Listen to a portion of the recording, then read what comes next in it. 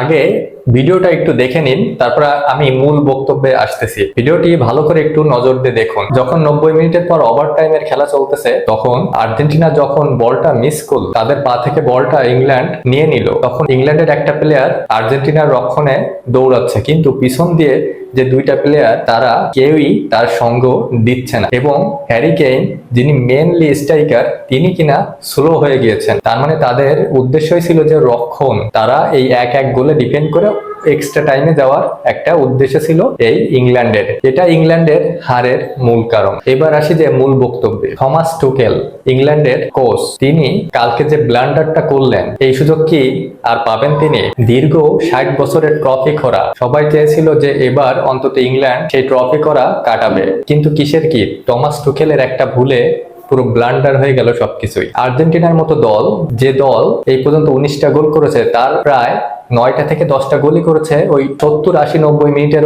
ওই সময় বা এক্সট্রা টাইমে। যে সেই দলকে আপনি ডিফেন্ড করতে চাচ্ছেন এক একে, এতই সোজা? আপনি 10টা গেম যদি এমন প্ল্যান করেন, 10টাই হারবেন আর্জেন্টিনা, লিখে দিতে পারবো। দেখুন, টমাস টুকেলের এই শেষ পর্যন্ত এই বড় ভুলেই ইংল্যান্ডের হারের মূল কারণ। এটা আমি না, এটা তার দেশের বড় বড় গণমাধ্যমও এই টমাস টুকেলের এই বড় ভুলের দায়ভার তাকেই দিচ্ছে। যেখানে লিওনেল স্ক্যালোনি এবং আর্জেন্টিনা একের পর এক স্ট্রাইকার আর ক্রিয়েটিভ মিডফিল্ডার নামিয়ে অল আউট আক্রমণে যাচ্ছিল, সেখানে টুকেল ক্যান খোলসের মধ্যে ঢুকে গেলেন। একের পর এক ডিফেন্ডার নামিয়ে রক্ষণাত্মক হওয়ার এই অতি সাবধানী খেলাই কি ইংল্যান্ডের হারের প্রধান কারণ?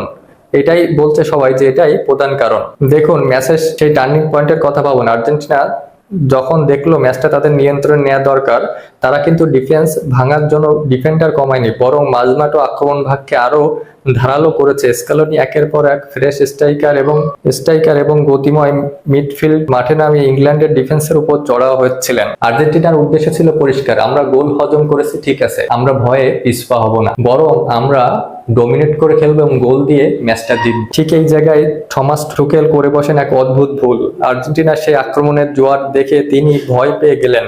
কাউন্টার অ্যাটাকে গিয়ে আর্জেন্টিনাকে আঘাত করার পরিবর্তে তিনি একের পর এক ডিফেন্ডার নামিয়ে পুরো দলকে নিজেদের ডি বক্সের সামনে এনে দাঁড় করালেন। ফুটবল দুনিয়ায় একটি প্রচলিত কথা আছে, আক্রমণই হলো সেরা আত্মরক্ষণ।